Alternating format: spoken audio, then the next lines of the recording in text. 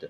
మీ కంటెస్ట్‌కి సంబంధించి వస్తే ఎందుకు నారా లోకేష్ గారిని, పవన్ కళ్యాణ్ గారిని బాగా టార్గెట్ చేస్తున్నారు మీరు? So no no no I'm sorry. నేను ఆ విషయాన్ని నేను అస్సలు యాక్సెప్ట్ చేయను. Nara Lokesh is not at all competent. నాకు అసలు is not a competition to me. Because అతను హీఈస్ నాట్ లీడర్ అండి. He was not a born leader. He was made up leader. అంటే ఇలా మాట్లాడు, అలా మాట్లాడు, ఇలా చెయ్యి, అలా చెయ్యి అని అతన్ని ఒక లీడర్గా తయారు చేశారు. అతను ఒక ముఖ్యమంత్రి కొడుకుగా, ఒక మాజీ ముఖ్యమంత్రి మనవడుగా అతను కొంత లెగసీ ఉంది కాబట్టి ఆయన లీడర్ అయ్యాడు. ఆయన స్పష్టంగా సూటిగా ప్రజల్లోకి వచ్చే ప్రజా సమస్యలను అడ్రస్ చేసే పరిస్థితి ఉండదు.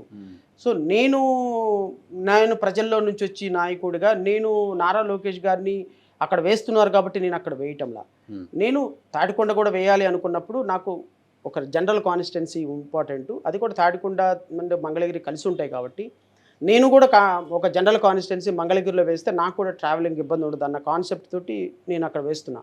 అంటే అనుకోకుండా నారా లోకేష్ కాన్స్టిట్యున్సీ కూడా ఇది అవ్వటంతో కొంత చర్చ జరుగుతున్నమాట వాస్తవం. నేను అనుకుంటాను అసలు నాకు నారా లోకేష్కి అక్కడ పోటీ ఉండదు.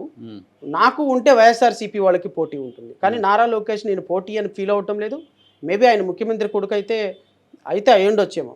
ఒక సాధారణమైనటువంటి ఎమ్మెల్యే ముందు ఓడిపోలేదా 2000 చాలా చాలా ఘటనలు ఉన్నాయి ఓడిపోయారు. సో నేను అనుకోవటం ఆయన లీడర్షిప్ క్వాలిటీస్ ఉన్న వ్యక్తి కాదు. రెండోది ఏంటంటే ఆయనకి ఈ ఎస్సీలు, ఎస్టీలు, క్రిస్టియన్లు, ముస్లిమ్స్, ఈ బలహీన వర్గాల ప్రజలంటే అసలు పడదు. ఆయన మనిషి ముందు ఒక మాట వెనక ఒక మాట ఉంటుంది. సో అలాంటి వ్యక్తిని ఎన్నుకొని అసెంబ్లీకి పంపించడం వల్ల మంగళగిరి ప్రజలు చాలా ఇబ్బంది పడతారు. స్టాన్ బోర్డులో చదువుకొని వచ్చాడు, కులాలు అవి ఇంకా పట్టించుకునే పరిస్థితి ఉంటుందా? అయ్యో అసలు 35-40 సంవత్సరాలు 14 ఏళ్ళు ముఖ్యమంత్రిగా చేసిన చంద్రబాబు నాయుడే బీసీలు జడ్జిల పదవులకు పనికిరారని లెటర్ రాయలేదా? లెటర్ ఆన్ రికార్డ్ ఉంది కదా. వైసీపీ చేస్తున్న ప్రచారం అది నిజమేనా? లెటర్ ఉంది, on record letter. Too much కదా సార్ ఆ రకమైన సంకుచిత మనస్తత్వం ఎందుకు? ఎప్పుడో అప్పుడు చాలా పెద్ద గొడవ అయింది అది. జస్టిస్ ఈశ్వరయ్య గారు దాని మీద చాలా ఫైర్ అయ్యారు, చాలా సీరియస్గా ఆయన ఫైట్ చేశారు. అంటే బీసీలన్నా, ఎస్సీలన్నా, ఎస్టీలన్నా వీళ్ళందరికీ ఏంటి అంటే వీళ్ళందరూ ఒక ఓటు బ్యాంక్ అండి. వాళ్ళని అక్కడ కూర్చోబెట్టి వాళ్ళ ద్వారా పని చేయించుకుంటాం, పల్లకీలు మోసే బోయల్లాగా ఉండాలి తప్ప వాళ్ళకి అధికారం షేర్ చేద్దామని ఉండదు వీళ్ళకి. సో ఇలాంటి భావజాలంతో కరుడు కట్టిన తీవ్రవాదిలాగా పెరిగిన వ్యక్తి నారా లోకేష్. ఓకే. సో అలాంటి భావజాలం కేవలం పైకి మాత్రమే మాట్లాడతారు, లోపల డోర్ వేసిన తర్వాత వాళ్ళని మనుషులుగా కూడా గుర్తించరు. ఇలాంటి వ్యక్తులకి రేపొద్దున అసెంబ్లీలో స్థానం ఇప్పించగలిగితే మనం చాలా నష్టపోవాల్సి వస్తుంది. మేబీ వాళ్ళ నాన్న ముఖ్యమంత్రి కాబట్టి ఏదన్నా ఎమ్మెల్సీ ఇచ్చుకుంటాడో నాకు తెలియదు కానీ, బట్ నారా లోకేష్ లాంటి అనాలోచితమైన వ్యక్తి, పవన్ కళ్యాణ్ లాంటి ఇన్కన్సిస్టెన్సీ ఉన్నటువంటి వ్యక్తి, స్టెబిలిటీ లేనటువంటి వ్యక్తి, ఒక ఇష్యూస్ పట్ల ప్రజల పట్ల, ప్రజా సమస్యల పట్ల అవగాహన లేనటువంటి వ్యక్తులు అసెంబ్లీలోకి వెళితే అసెంబ్లీలో అంటే నేను ఎందుకు అంటున్నానంటే నరసింహ గారు, ఇప్పుడు ఈ రాష్ట్రంలో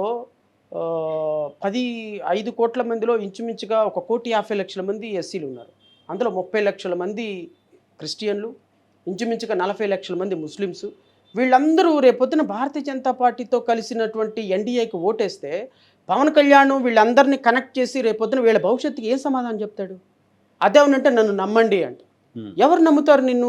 నిన్ను నమ్మడానికి ఎంతమందికి నువ్వు అపాయింట్మెంట్ ఇస్తావు? నీ పక్కనే ఉండి ఎమ్మెల్యేగా పోటీ చేయాలని 5 సంవత్సరాల నుంచి తిరుగుతున్న వ్యక్తి నువ్వు అపాయింట్మెంట్ ఇవ్వు. ఇక నీ ఏ సామాన్యుడు నిన్ను వచ్చి కలుస్తాడు? ఈ రాష్ట్రంలో ముస్లిమ్స్ యొక్క, క్రిస్టియన్ల యొక్క, ఎస్సీ ఎస్టీల యొక్క భవిష్యత్తుని మోడీ కాళ్ళ దగ్గర తాకట్టు పెట్టి మోడీకి ఊడిగం చేయడానికి, ఈ బతుకులన్నింటినీ బానిస బతుకులాగా మార్చడానికి పవన్ కళ్యాణ్, చంద్రబాబు నాయుడు, నారా లోకేష్ ఆడుతున్న కుటిల ప్రయత్నం సార్ ఇది.